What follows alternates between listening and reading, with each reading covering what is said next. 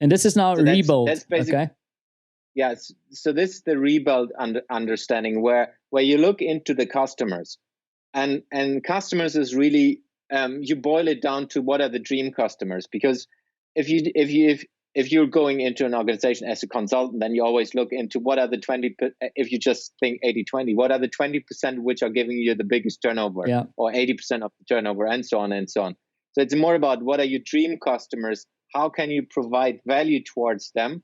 Which means you need to understand your customers from an inside-out perspective again.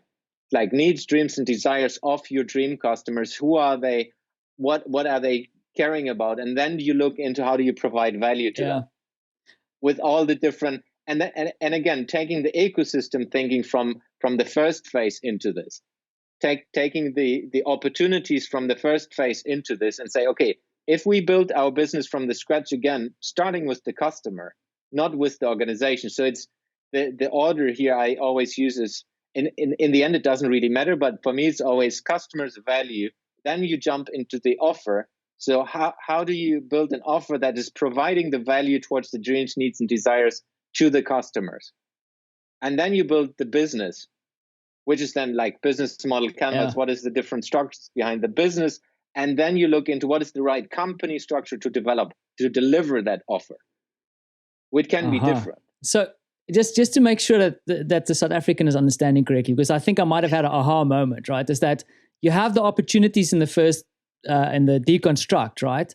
So, and then the opportunities come along, they're kind of sitting on the side, and you work through this, and then you look at the opportunities again and go, what are these opportunities align with my customer and the value I want to give them? And then the ones that do not kind of fall off or get kind of deprioritized, and the ones that actually align with this get prioritized. I don't get that. That is amazing. And the other thing, that's the tricky thing if you just have the drawing in front. But this is really cool. And the other thing that you just said that resonates with me, and I had a conversation with a client about this week, and I would like to hear what your responses to this is. That she was telling me that the one thing that is concerning for her and what she's working with and trying to, twist in a better way is that the organization that she's working with is currently really focusing on the customers that are having the most pains, the people who are complaining the most, the people who are giving the low NPS scores, the grumpy folks. And what she says that she's starting to work on now, and they're doing strategies to look at the customers that actually are loyal. And what I like about your framework here is that you're saying it's probably not entirely the same thing, but you're saying let's look at the dream 100 customers that we want, and we see how we want. Because I think that also fundamentally changes your business a little bit. Because if you're going to be working with grumpy people and grumpy customers, I mean, customer is always right, but who wants to work with grumpy customers? You want to work with people that inspire and people that you want to serve, right? Exactly.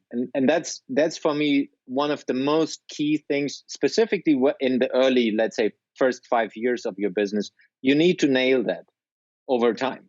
You start up with an idea of what it is, and then you need to nail it, bring it down to say, this is the customer I would love to work with my whole life, or at least as long as I'm running that business.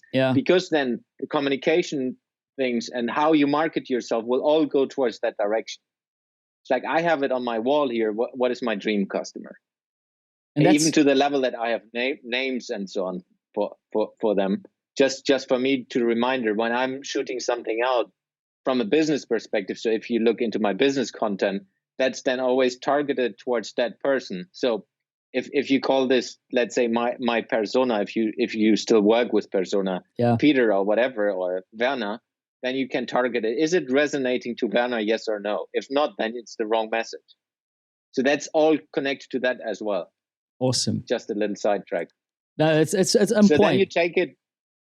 So you take that then into, okay, if we have the understanding of that's the business, and you take the opportunities from the first phase, then you say, okay, which ones are working with this? What is working from a business perspective? And what assumptions do you have? And then you say, okay, these are the assumptions which are all behind this. Because like you do this in a theoretical environment, if you start off at least. So that's, of course, an iterative process going forward, but it's basically, okay, let's validate that. Yeah. And then you put, again, structuring the topics you want to validate in a proper way, that you bring them into a funnel where you say, I validate this first because that's the most risky assumption. If this is wrong, everything else falls apart. Exactly. So I invest into that and sorting that in a proper way, which gives us then the opportunity to jump into the experimentation. Experimentation. There you go.